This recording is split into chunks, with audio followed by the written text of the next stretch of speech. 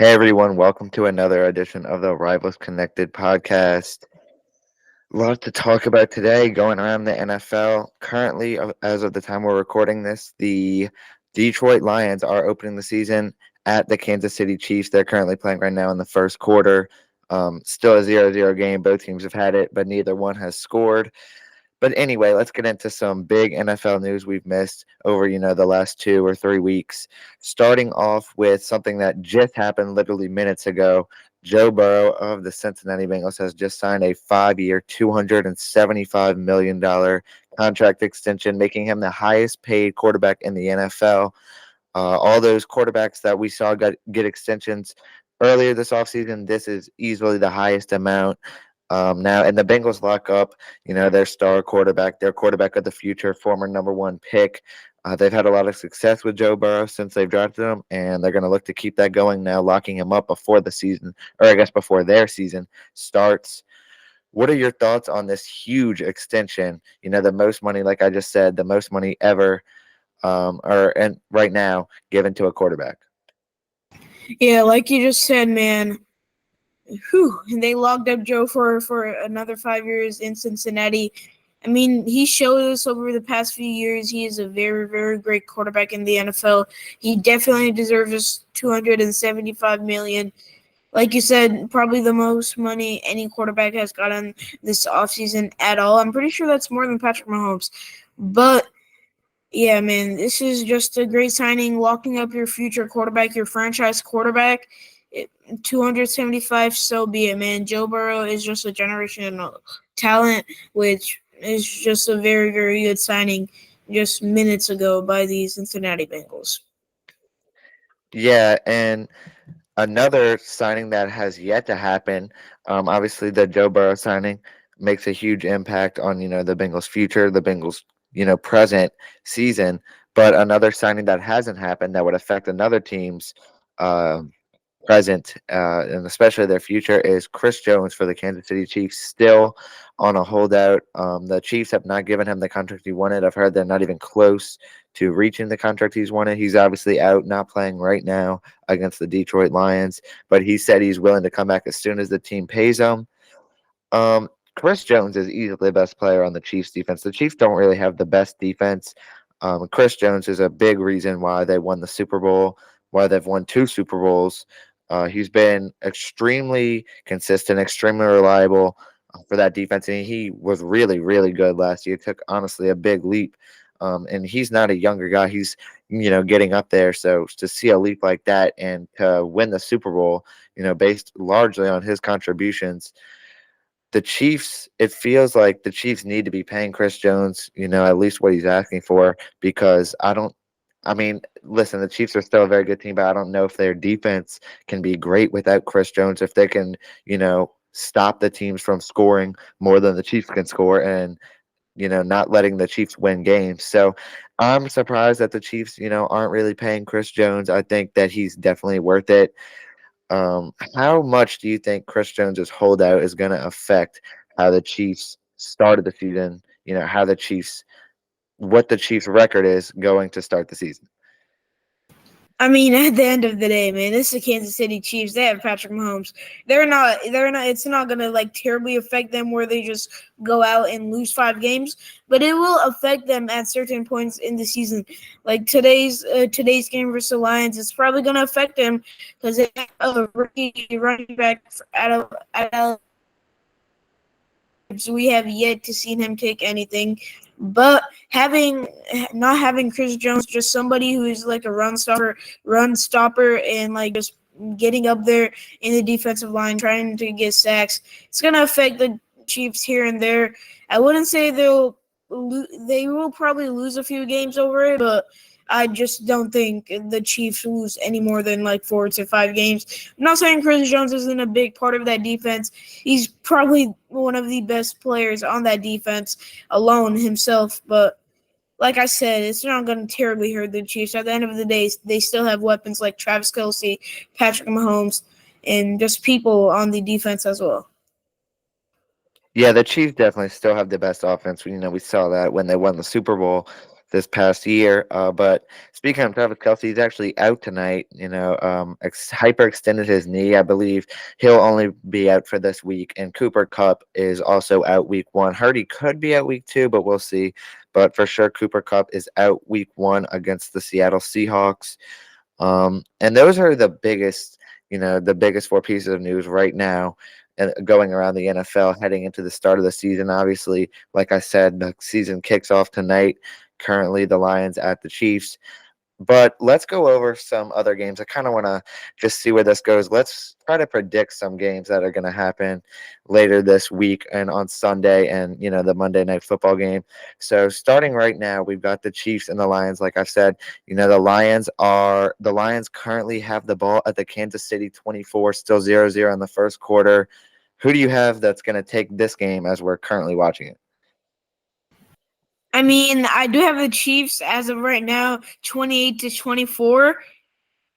And Jahmyr Gibbs just broke a big carry down the left side of the field, down to the 10-yard line. So, hey, I'm not saying the Lions are probably going to lose this game, but the Chiefs are in favor as of right now, 28-24, in my opinion. Score is still scoreless, like you just mentioned.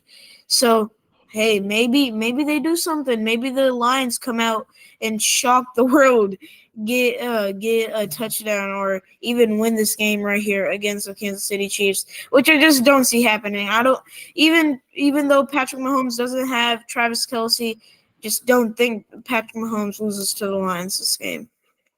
Yeah, I was gonna say, without Travis Kelsey, it could definitely affect the Lions' chances of winning, make them higher. But like you said, at the end of the day, the Chiefs are still the better team here. So, I mean, I would be pretty surprised if the Lions went, not shocked, but I would still be pretty surprised if the Lions could pull this one out. This is a really hard team they're facing, literally the best team in the league that they're facing. And the Lions are still, kind of a young team, kind of still developing. Like you just said, Jahmyr Gibbs, literally, this is his first game. They have new faces like David Montgomery, Amon-Ra St. Brown's still growing. But I think the Lions are going to have a good season. But like you said, I think the Chiefs are going to win this game, at their home field. I'd be pretty surprised if they didn't. But if they didn't, I think, the urgency to sign Chris Jones definitely becomes, more of a factor going into their later games. And then starting off with the 12 p.m. games, first one listed on Sunday, or I guess 1 p.m. for Eastern time. First one listed on Sunday was your Falcons versus the Carolina Panthers. The odds makers say the Falcons are going to win, and I'm going to agree with them there. The Panthers have a, rookie quarterback, a guy that people are very concerned about his height. Adam Thielen and DJ Chark still missing from practice, just days before the game.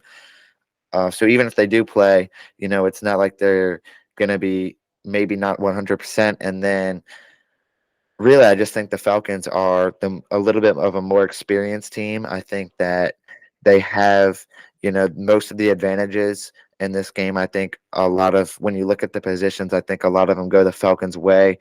And I just think that the Falcons don't need to rely on newer players as much as the Panthers do. So for those reasons, I do think the Falcons win that game. I think they win by, either a field goal or a touchdown. Not too much, but enough where it's like the Falcons are clearly the better team. What do you think?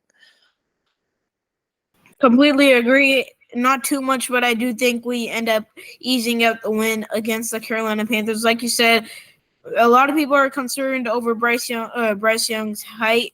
He's 5'10". He was measured, I believe. He was measured at 6 something last time. I think 6'0", but who knows? He's still a rookie quarterback, to say the least. There's going to be a veteran named Calais Campbell going after him all day on Sunday. So I think we probably will give him a problem. Like Hayden Ellis, we got Calais Campbell, Grady Jarrett, just veterans we already had. I think we will give the rookie a problem on Sunday. And I think I'm not saying that he's going to have a terrible game. I think he at least goes for a 150 against this defense. And as long as the Atlanta offense can keep up with Bijan Robinson led by Desmond Ridder, I think we should be able to ease this one out by 7 points. Yeah, I think I think I agree with you. So, the Falcons made a big effort this offseason to increase that defensive front. I think that's going to pay off against a team like the Panthers, against a quarterback like Bryce Young. Miles Sanders is a more experienced running back, so he might be, more used to that kind of stuff. But Bryce Young, this is going to be a hard defensive front to go against for your first ever NFL game. So, like I said, like you said, for those reasons, I think we both have the Atlanta Falcons winning this game, starting the season 1-0. And some breaking news: the Detroit Lions are now on the board. Jared Goff throws a touchdown to Amon-Ra St. Brown, uh, best receiver on the Lions, catching a touchdown pass, their first touchdown of the season. Just wanted to throw that out there. Lions currently lead 7-0.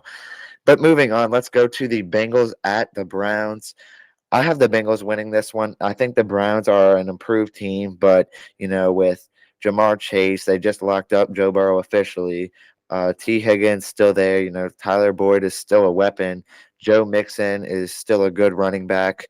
I think the Bengals are going to take this game just because they have a higher powered offense. They have a better offense. I think they just have the better team in general, and I think that the Bengals are going to win this game by a touchdown. What about you? Yeah, like they're probably win by 14 points. Like you said, the Bengals do obviously have a higher powered offense. So just locking up Joe Burrow for 5 more years, 275 million again. But I'm not saying the Browns won't be standing a chance, man. The Browns, Deshaun Watson, you still got Amari Cooper on that team. On the defensive side, you got Greg Newsome, you got Myles Garrett. I'm not saying that they won't completely not have a chance. Browns could have a chance, and I'm expecting a huge, huge year by tight end David Njoku. So, hey, maybe the Browns will keep it close, but I just don't see them beating the Cincinnati Bengals. Yeah, like you said, it's not like the Browns have a terrible offense or anything. They have Nick Chubb, arguably the best running back right now, not the greatest running back, but the best running back right now. Deshaun Watson now has a couple games under his belt, has a full offseason being there with the team under his belt. We've seen what Deshaun Watson's capable of with the Houston Texans. Amari Cooper's still a good receiver, like you just said. David Njoku, I think one of the more underrated tight ends in the league, and that defense is still pretty scary. Plus, the Browns do have home field advantage, so I can totally see an argument of the Browns winning that game. I just, like you said, I don't think they're going to. I think the Bengals are just the better team, and they're going to win that one. And then the next game after that would be the Jacksonville Jaguars versus the Indianapolis Colts. I really like Anthony Richardson. I think he's going to be really good. I don't think that the Colts have a chance in this game, if we're being honest. They have home field advantage, but I don't think that's going to help much. Their team simply is not very good. The Jaguars are the much better team. They're better coached. They have better players, Travis Etienne, Trevor Lawrence, guys like that. I think are going to take a big step up this year. They have Evan Ingram, Christian Kirk. Now they have Calvin Ridley on their team, Zay Jones. They're a very good offense. I feel like one of the more underrated offenses in the NFL. They drafted Tank Bigsby. And I don't think their defense is, bad enough where you're going to give up a lot of points to this Colts offense, because really outside of Richardson, who's literally playing his first game, and then Michael Pittman, this offense is really nothing to be too afraid about. So really, I think the Jaguars are going to win this one by at least 2 touchdowns. I really don't see the Colts having a chance here. Yeah, like you said, 2 touchdowns or maybe even a blowout. I'm saying at least 3 touchdowns, maybe.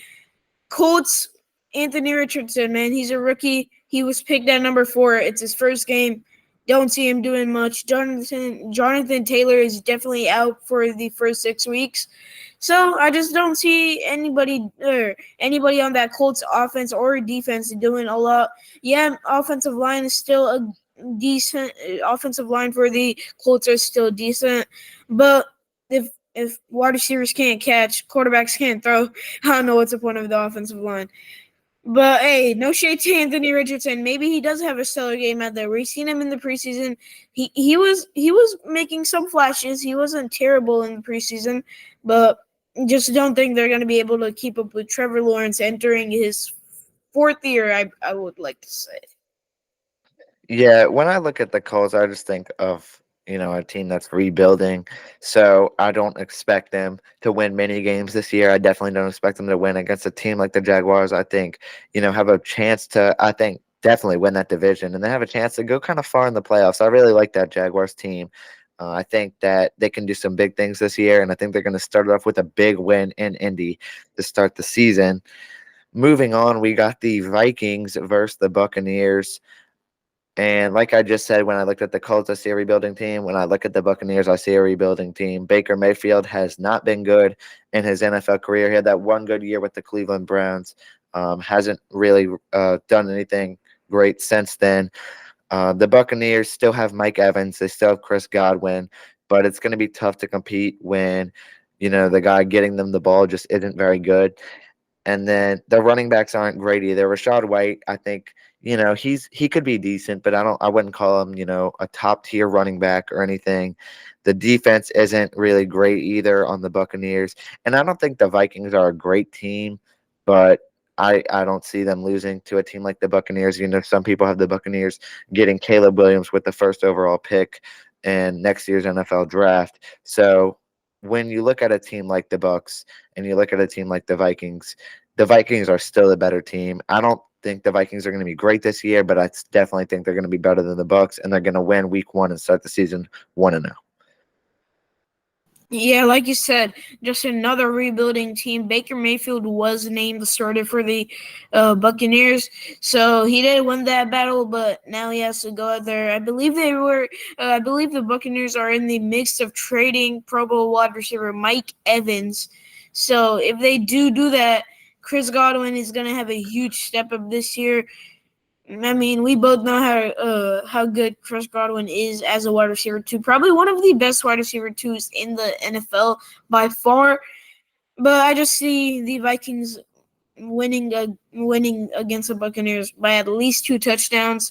I would probably bet at least 2 touchdowns for the Minnesota Vikings. I'm expecting Justin Jefferson to have a huge game like he always does in Week 1 against this very, very mid secondary. Yeah, and I'm glad you added those 2 things I wanted to add on. The Buccaneers, Mike Evans said that, the last day the Buccaneers can give him an extension will be this Saturday, which is 2 days from the day that we're recording this. So if they don't, Mike Evans will probably either be traded or find a new home in free agency. And I think that'll affect their season just because Mike Evans, he'll make it known that he doesn't want to be there. He's been their number 1 receiver since he was drafted. He's, had some really good years with the Bucs, won a Super Bowl. He's been a 1,000-yard receiver every single year that he's played. I think he'll be a big loss if he can't be, his best self because he doesn't want to even play for that organization anymore. And then another thing you added was that Baker Mayfield literally had to win a QB battle against Kyle Trask. So that really decreases any confidence I feel like people might have in Baker Mayfield. I don't think Kyle Trask is a very good NFL quarterback. And the fact that a former number 1 overall pick had to beat him out, a second rounder that has just sat on the bench for most of his career, I don't think that's positive for the Bucs. I'm buying into what everyone else is saying about them. I don't think the Bucs are going to be a good team. So, like we said, for those reasons, we have the Vikings winning that game. And then moving on to the Tennessee Titans at the New Orleans Saints. Obviously, I'm a Saints fan, so I'm going to choose the Saints to win. But I also just think the Titans aren't a great team either. Ryan Tannehill's getting older. That offensive line is very, very bad. Derrick Henry is still one of the best running backs in the NFL, so the Saints defense will have to certainly look to shut him down. But to help out Ryan Tannehill, they did also sign wide receiver DeAndre Hopkins, veteran guy, getting older as well, but he's still very productive. They also have Treylon Burks on their offense. But like I said, that offensive line is very bad. If the Saints can generate some pressure with Carl Granderson, possibly Peyton Turner and Cam Jordan, even Demario Davis, maybe Tyrann Mathieu on a safety blitz, the Saints should win this game just because the Titans have a worse offense. And then, they've got some new weapons. They've got Derek Carr, who is, a proven veteran in this league. They've got Michael Thomas coming back. They've got Chris Olave hoping for a breakout year. Alvin Kamara won't be available, but they do have Jamal Williams and possibly Kendre Miller. We'll see with his injury. He hasn't been practicing. But also Juwan Johnson and even guys like Taysom Hill. I think the Saints are just overall a better team on paper, and I think they should get this win with the home crowd behind them against the Tennessee Titans, maybe by 3 to 7, maybe 10 points at most, I think, depending on how good the Saints defense can be in this one. Yeah, coming from a Falcons fan, I just don't think the Titans beat the Saints this time. As much as I want the Titans to beat the Saints and the Saints try to 4-1, it's not happening. Let's be honest. Like you said, they still have Derrick Henry. They haven't traded him yet. Who I think is going to make a big play on Derrick Henry or maybe just have a good rookie game is going to be defensive tackle Brian Bruce.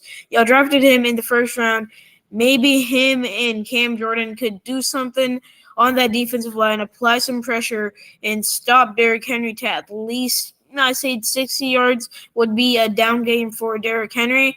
Like you said, Ryan Tannehill is getting older. They added veteran wide receiver DeAndre Hopkins, who is probably one of the best wide receivers in the league, or not in the league, of all time right now. So who knows? Maybe they run the ball or pass the ball a few times, try to get out to DeAndre Hopkins. But I think Marshawn Lattimore, that's the name I'm looking for. Marshawn Lattimore is going to be all over him all game. I think the Saints get it done by at least 10 points minimum, probably 17 even. So I think Saints go ahead, take week 1 against the Titans. Yeah, and glad you mentioned Brian Brzee because this is a ideal matchup for a rookie defensive lineman first round pick. You're going against possibly the worst offensive line in football. Um, so and Brian Brzee has been pretty good in the run game in the preseason. He hasn't been horrible in the passing game, pass rush either. So I feel like this will be a big opportunity to see where he kind of stands among uh, you know, rushers or defensive tackles in the NFL. And it could be a chance for Isaiah Foskey as well, Saints second round pick if he gets, some chances on the field. He's kind of struggled in preseason, got a little bit better in that third game. But if the Saints are willing to give him a chance, we'll see, if he can beat some of these weaker offensive linemen. So definitely going to be something to look for. And then, like you said, Marshawn Lattimore is definitely going to be on DeAndre Hopkins. He was a full practice participant, which means he'll most likely be playing. I'd say there's a 99% chance Marshawn Lattimore is good to go.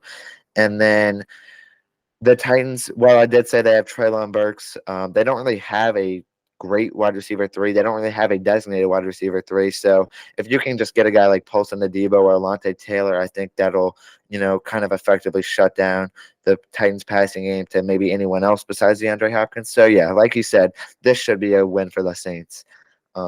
But moving on to the 49ers versus the Steelers. This is going to be the first upset pick I have. I think the Steelers are actually going to pull this one out. I'm a big Mike Tomlin fan. I'm a big Mike Tomlin believer. I think Kenny Pickett's going to have a really good game. He's been really good in the preseason. Najee Harris is still a pretty good back. They brought in Allen Robinson, but they still have George Pickens, obviously, rookie last year. I think he's due for a big year. I think he's going to have a big game. Still have Deontay Johnson. And the defense isn't bad. They have Minkah Fitzpatrick, who's probably the best safety in football. They also have Cam Hayward still up there. So overall, I think that the Steelers are going to shock the 49ers in week 1. I do have the Steelers taking that one in Pittsburgh. How about you? Guess this is going to be the first pick that we're going to pick against each other. I got the 49ers. I'm going to stick with the basic. It's going to be Brock Purdy. He just had a crazy year last year, just coming off as the last pick in the draft and showing that. It was crazy, man. Brock Purdy, he still has weapons like Brandon Ayuk. He's in for a huge year, in my opinion. Deebo Samuel's still there. Christian McCaffrey is there. Yeah, I'm not saying that the defense or the offense for the Steelers is horrible. Like you said, George Pickens is due for a huge year. Some catches he made in practice were crazy, but just don't think they're going to beat the 49ers, who have such a high-powered defense and offense at the same time. Who knows, man? Maybe the Steelers do come out with a win. But as of right now, don't think the Steelers come out with a win over the San Francisco 49ers, especially not over Christian McCaffrey in week 1. Yeah, I feel like vibes are high with the 49ers, just signing Nick Bosa to a 5-year extension. That was some big news. Totally forgot about that one. But just signing him. So I feel like the vibes are high in San Francisco. But I'm not completely sold on Brock Purdy yet. I know that might sound crazy, being the very last pick in the draft, having an insane season last year when he needed to step up. But still, I'm not entirely sold on him. I don't know if he can replicate that kind of success going into next season. If he can, hey, I'll admit I was wrong. The 49ers are going to be a very good team that if he can do that. Like you said, they got the weapons. They have Deebo Samuel, Brandon Ayuk, I think is one of the more underrated receivers in this league. Christian McCaffrey, still one of the best running backs in football. All the weapons are there for Brock Purdy. It's just about him. It's just on him to execute. And honestly, I don't know that he can do it against the Steelers week 1. So for that, I'm going to take the Steelers. I don't think it's going to be a blowout. I think the Steelers maybe win by 3 points in a low-scoring matchup. But that's just my prediction. Obviously, we disagree there, but that's all right. I could see that game going either way for sure. Moving on to the Cardinals at the Commanders. 100% taking the Commanders here. The Cardinals, I'm going to be honest, we're looking at the worst team in the league when we look at the Cardinals.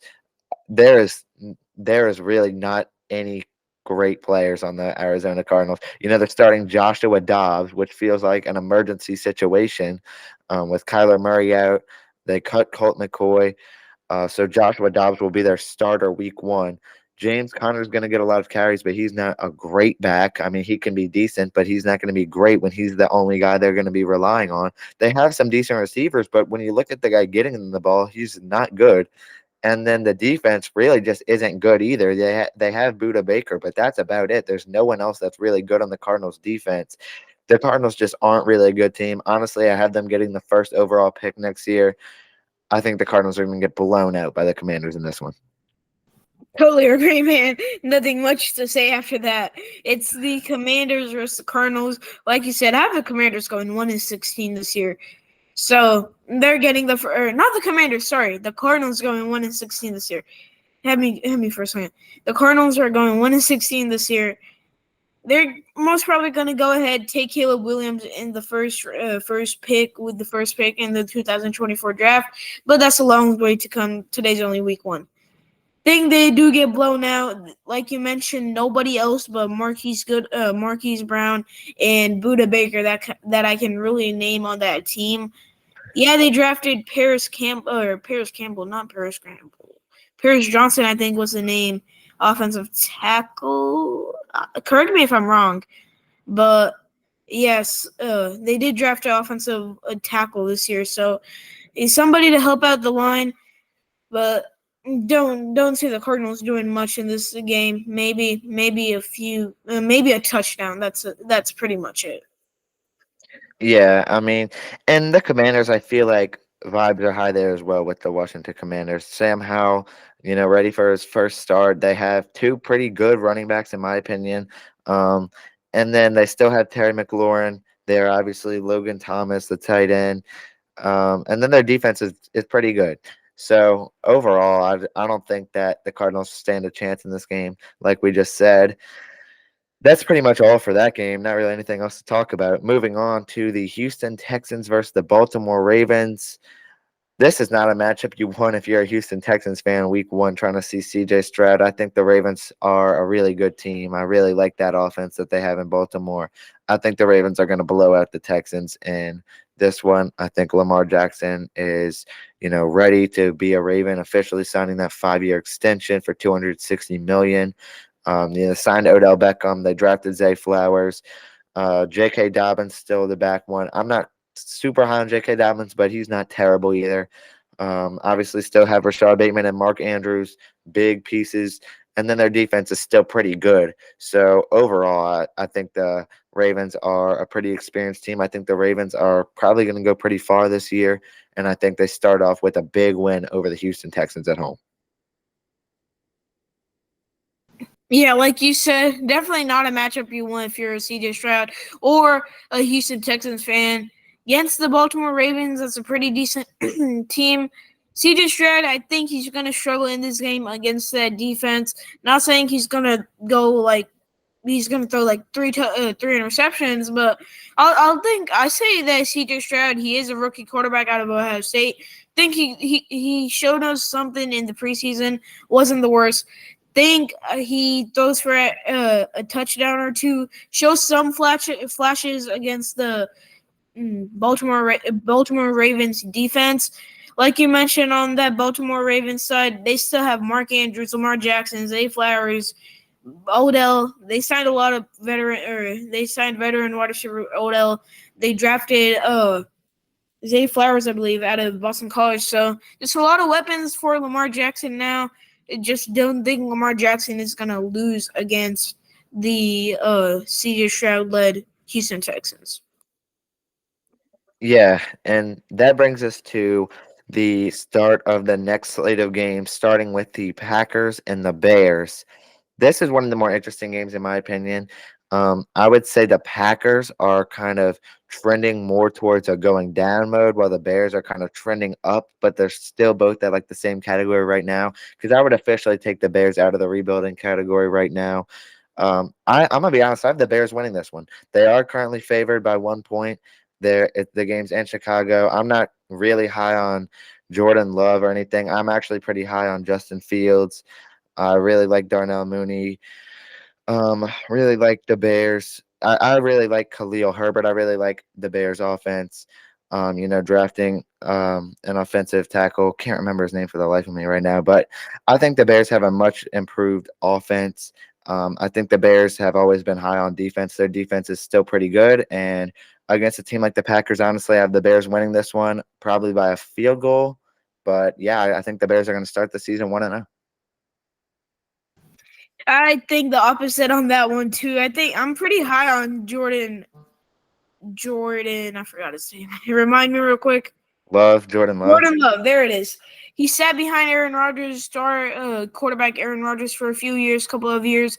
Now he's finally getting the chance to start this year. Think he shows flashes, and I think he shows why the Green Bay Packers should keep him as a future or franchise quarterback. Jordan Love, he is 24 already, so half of his prime. He's going into his prime. He has great weapons in Christian Watson. I believe they drafted a tight end this offseason or this draft too. I can't remember his name. They still have they drafted another wide receiver named Justin Reed, I believe. So just people like that. Sorry about that. Just people like that. I think the Green Bay Packers go ahead when that went out on top. Yeah. By the way, I meant to say I'm really high on DJ Moore, who they traded for, not Darnell Mooney, but Darnell Mooney is still a really good receiver. Meant to say DJ Moore, though. I'm really high on DJ Moore. Glad that he's finally out of the NFC South. But I think adding a weapon like DJ Moore to this Bears offense, and then still having a guy like Cole Kmet, who they re-signed, I think the Bears offense can be dangerous. I can see why you would, take the Packers winning this one, but I'm just the opposite of you. I'm just not really sold on Jordan Love.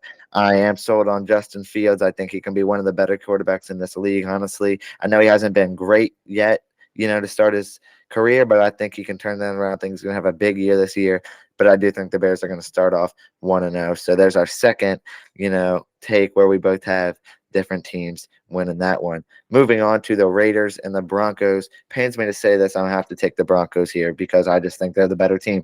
When you look on paper, the Raiders quarterback is Jimmy Garoppolo. Hasn't really found success, but outside of that 1 year in San Francisco, I don't think he's ever been a great quarterback. Obviously, they still have Josh Jacobs, but and Avante Adams as well. But the way things are going in Las Vegas with Chandler Jones and everything, there's been a lot of news about that. I just don't think, like I said the vibes are high for a few teams. I don't think they're high in Las Vegas. I think the Raiders are going to lose this one by about a touchdown to the Denver Broncos. I am not a fan of the Denver Broncos. I'm not a believer of the Denver Broncos. I really don't like anyone on that team. I don't really think Russell Wilson still has what it takes, but I do still see them winning this game by at least a touchdown. Yeah, I have the Broncos in this game too. Sean Payton led Broncos. Like you said, both quarterbacks are not very high, Russell Wilson and Jimmy Garoppolo. But both teams do have great running backs in Josh Jacobs and coming off of injury-prone Javonte Williams. Before he was injured, man, he was making plays out there, breaking tackles. So expecting a huge year by Javonte Williams. I'm going to go ahead and give him 1,200 yards at least this season because after Jerry Jeudy, and Cortland Sutton, can't name anybody on that offense on the Broncos. Staying on the topic of the Raiders, Josh Jacobs, you still have Devontae Adams, but you have Jimmy Garoppolo throwing the ball to Devontae Adams. Don't think that's going to work out well, especially not the first few games. Probably after they get adjusted to each other. But for right now, still got the Denver Broncos taking this one against the Las Vegas Raiders. Yeah, like you said though about Javonte Williams, I agree he's due for a big season as well because, like we just said, Russell Wilson isn't exactly great anymore, and then Jerry Jeudy is currently kind of dealing with an injury. Tim Patrick's out for the year, and then Cortland Sutton's the only other go-to receiver. So I agree. I think Javonte Williams is going to have to be used a lot, and I think he'll be efficient. So yeah, I agree. I think the Broncos win this one. I think Javonte Williams has a big season. I don't really like the Broncos at all, like I said, but I definitely see them taking this one over the Raiders. So moving on, then we got the Eagles at the Patriots. Going with the team that went to the Super Bowl, I got the Philadelphia Eagles. I've seen some people say the Patriots are going to win this one in an upset. I don't think so. I think the Philadelphia Eagles win this one in week 1. I think Jalen Hurts has a big game. They lost a lot of defensive pieces. They lost some offensive pieces, but they're still one of the better teams in this league. Jalen Hurts leads this team to a win. Honestly, in my opinion, I think they win by at least 14 points. What about you? Yeah, not much to say in this game. It's probably a pretty obvious pick. A lot of people are picking the Patriots, like you said, but Bill Belichick, don't think you can get it done against the Super Bowl-led Philadelphia Eagles against next time. Think the Philadelphia Eagles do come out on top at least by 14 points, like you just said. Jalen Hurts, I'm expecting DeAndre Swift. They just traded for him from the Lions. Think he has a few good carries and some yards. And overall, I just think that sorry about that. I just think the Philadelphia Eagles go ahead, win this game. Not much to be said against this one. Yeah, the Eagles are just a better team, so clearly that's why both of us have us win. Both of us have the Eagles winning that one. Moving on to this is going to be my second upset pick, according to the odds makers, because I'm going to take the Miami Dolphins versus the LA Chargers. I'm going to take the Miami Dolphins. I just think I don't think Tua is better than Herbert, but I do think Tua can have a big game in this one. They have Tyreek Hill. In my opinion, I think the Dolphins definitely have better weapons. I like the weapons with the Chargers. You have Austin Eckler, you have Keenan Allen, you have Mike Williams, you even have a guy like Josh Palmer, things like that. But the Dolphins have Tyreek Hill. The Dolphins have Jalen Waddle, who can break out, already starting to break out. And then the running backs, Raheem Mostert, Jeff Wilson.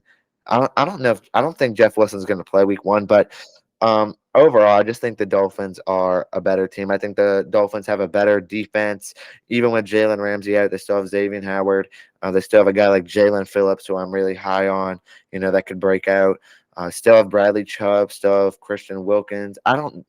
I think Christian Wilkins is going to play week 1. There's been some contract holdouts, but I think he's going to play. So overall, I just think the Dolphins are the better team. And the Chargers have a lot of good players, but they couldn't really put it together last year. And they barely snuck into the playoffs and then ended up blowing a 27-0 lead. So I do think the Dolphins are like the better coach team, the better put together team, I guess, if that makes sense. I think they take this one in LA. Yeah, I don't know who the odds makers are, but the Dolphins are winning this one too.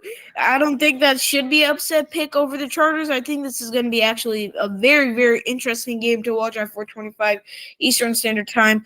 Like you said, Tyreek Hill, Jalen Waddle, Tua Tagovailoa on that side. Then you got Justin Herbert, Keenan Allen, Mike Williams, and then I forgot his name, but a rookie wide receiver for the Los Angeles Chargers as well. So it's going to be fun. It's going to be fun. It's going to be a very fun game of two very decent, high-powered offenses coming at each other. I think the Dolphins do go ahead and take this one, probably only by a field goal. It's going to stay close. Justin Herbert keeps this one close after their last game where they blew a 27-0 lead, like you just mentioned, in the wild card round, I believe. Don't think they're going to do much. They're going to have a good week 1 game. I think the Dolphins are coming out on top. Yeah, I agree with you. I don't know who the odds makers are either because the Dolphins should definitely be favored. So kind of crazy to take them as an upset pick here. But yeah, I agree. I think they're just the better team. And also, I just think that Brandon Staley isn't a great coach. And I was a little bit surprised he didn't get fired after that playoff meltdown. I think he's on the hot seat going into next year. And honestly, I don't think he gets it done week one. I don't think the Chargers are going to have a great year. Maybe go 9-8, maybe go 10-7, something like that at best, in my opinion. I'm not really high on that Chargers team, so therefore I have them losing. Moving on, the next game is the Rams versus the Seahawks. I'm gonna take the Seahawks. The Rams were bad last year without Cooper Cup. I don't expect the Rams to be good again this year. The Seahawks made the playoffs last year. I don't expect them to have a great year, but going up against a team like this, I do think the Seahawks take week one. Geno Smith, just coming off the best year of his career, getting older, but still, like I just said, coming off the best year of his career. Drafted Jackson Smith and Jigba out of Ohio State. Still have DK Metcalf and Tyler Lockett. Kenneth Walker, I'm really high on Kenneth Walker, their running back. Overall, I just think Seattle is the better team than the Rams overall. Just so I do think Seattle takes that one. They have home field advantage. They have a better team. I think Seattle wins that one by at least a touchdown.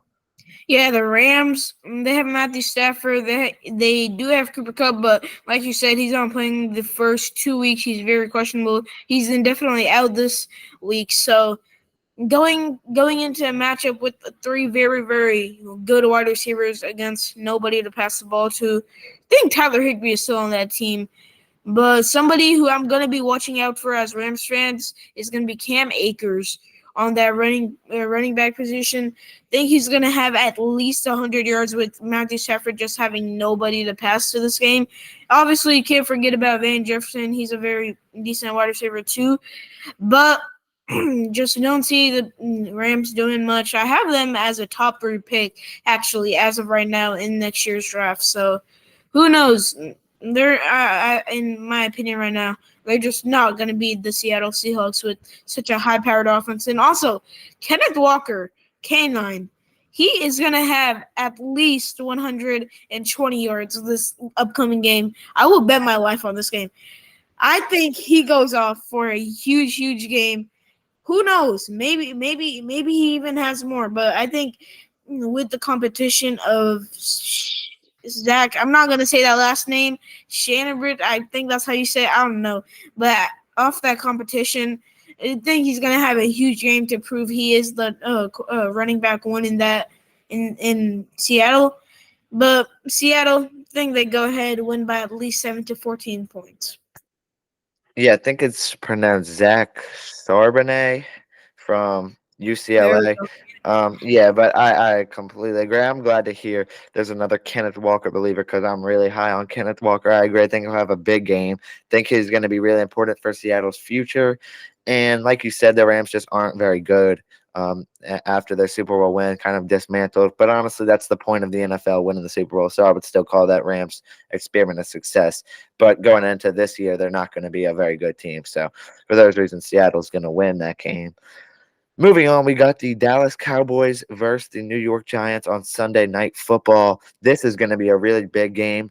Honestly, I don't even know who I have winning, Cowboys or Giants. I guess I would go with Cowboys. I think they are the better team there. So I'm gonna take the Cowboys over the Giants, but I think it's gonna be a really close game. Maybe even like 1 point separating these two teams. So I am gonna take Dallas. I could totally see anyone taking New York Giants. Who do you have? New York Giants. I'm expecting a huge, huge game from rookie wide receiver Jalen Hyatt. He has been showing off in practice and in the preseason. This is a bit off topic, but I believe he changed his number from 84 to 17. And who knows? I think he has a very, very good game against the Dallas Cowboys. Especially, these two rivalry goes crazy. The Dallas Cowboys versus versus the Saquon Barkley led New York Giants. Saquon goes off for a huge game in my opinion too. Maybe like 100 yards ish for him. This is his first game back, I believe. He was injured last season. I think he was injured last season, so it's going to be his first game back. I think he goes off for a good amount of yards. like you said, anybody can take this game. It could be the Dallas Cowboys or it could be the New York Giants. Who knows? Yeah, honestly, the tiebreaker for me was just Micah Parsons. I'm really high on Micah Parsons. Think a lot of people are. Um, think he's at this point arguably already one of the best players or the best defensive players at least in the NFL. I think he's going to wreak havoc in this one, and I think he's going to be a big reason why the Giants lose. And I mean, if they do lose, we'll see. But like I said, I could see the Giants taking this one. You obviously have the Giants taking this one. I have the Cowboys. Clearly go either way. It's going to be a really fun Sunday night football game. But moving on to the very last game of Week 1, we have the Buffalo Bills versus the New York Jets. Currently, the Buffalo Bills are actually favored to win, but I'm gonna take the New York Jets. I'm gonna take the new look New York Jets. I know that the Buffalo Bills have been good in the last couple of years, but they've never, gotten it done. They've never really gotten that close to getting it done. They always fall short in the divisional round, it feels like. And then the Jets just, I think that it could be if there's any NBA viewers like something similar to what the Brooklyn Nets did, where they try to get a bunch of superstars to go to their team that were aging. Didn't work out at all. Ended up having to trade everybody. Now that team is kind of rebuilding, but I just think the Jets. I don't see that happening with them. I think Aaron Rodgers is still a pretty good quarterback, really good quarterback. They have some really good receivers like Garrett Wilson, Sandown Lazard. I think McCole Hardman's a really underrated receiver. Has CJ Uzama, who I think not a lot of people, talk about. He was pretty good with the Bengals about 2 years ago. Think he can, kind of refine that success with the New York Jets. And obviously they have Randall Cobb as well. Brees Hall and Dalvin Cook as our running backs. Really like Brees Hall. Dalvin Cook's obviously aging, but still a pretty good back in the NFL. And then Sauce Gardner, who's already arguably the best corner in football. And then Quinnen Williams they re-signed. So Jets have a good defense, I think. The Jets have a good offense. I think the Jets pull it out in this one, and technically what would be an upset against the Buffalo Bills Week 1 Monday Night Football. Yeah, like you said, I'm going with the New Look Jets as well. Buffalo Bills, I think they struggle this year. I won't say like 8-9 type of struggle. I say like 10-7, which is probably that's an understatement for the Bills compared to what they go every year. They go about a good 13-4 with Josh Allen. I think the Madden curse comes into effect this year, and I think just everybody on that offense and defense is aging. Like you said, there are some young pieces on that offense, like James Cook. Maybe he gets a few hundred yards a season. Maybe he even breaks 1,000 because I believe he is the running back one after Devin Singletary left. So I feel like Buffalo Bills definitely struggle this year in total, not only this game. Moving on to the New York Jets, man. Aaron Rodgers, they landed Alan Lazard, they landed Mecole Hardman in free agency. They landed a lot of people on the offensive side. I believe they signed 2 offensive linemen too from free agency too. So I'm going with the new look. New York Jets. So who knows? I think the score is going to be like 30-14. Think the New York Jets will make themselves known this game. Yeah, could not agree more with anything that you just said. Especially with the Bills, I feel like I agree this is going to be their year where they're not as good as they usually are. I could 100% see them going 9-8, 10-7, something like that. And then I could completely see a big game from the Jets as well. Honestly, I think Brees Hall is going to have a really big game. Even with Dalvin Cook there, even with all those weapons with Aaron Rodgers, I think he's going to be really good. I think, honestly, he might even start to show out in the passing game if he's really needed there. So I agree. I think the Jets are going to take this one in a big way, really prove who they are as a team. We could be completely wrong here. They could end up like the Brooklyn Nets, but I agree with you there. I'm going to, say the Jets are going to have a really good year this year. I think they're going to start it off strong by letting everyone know who they are with a big opening statement against the Buffalo Bills in Week 1. But that's it for Week 1. We've covered every game, given our predictions. Let's see. 7-7 The Chiefs still tied in it. Yeah, Kansas that's what I was City. going to check. Yeah, Chiefs have tied it.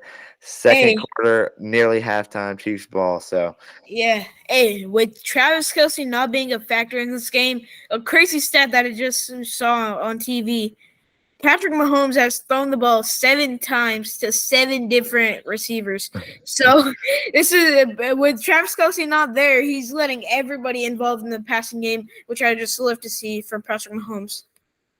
Yeah, and you got to wonder if that could influence, going into different games because I wouldn't be surprised if you said if Travis Kelce was active and you said the first 7 passes have all gone to Travis Kelce.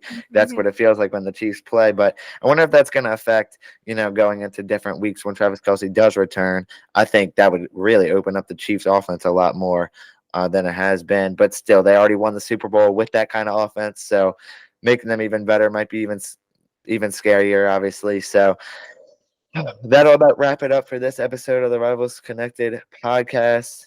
Anything else to add? My bad. It's something I want to talk about. It was 4th and 2 from the deep into Lions territory.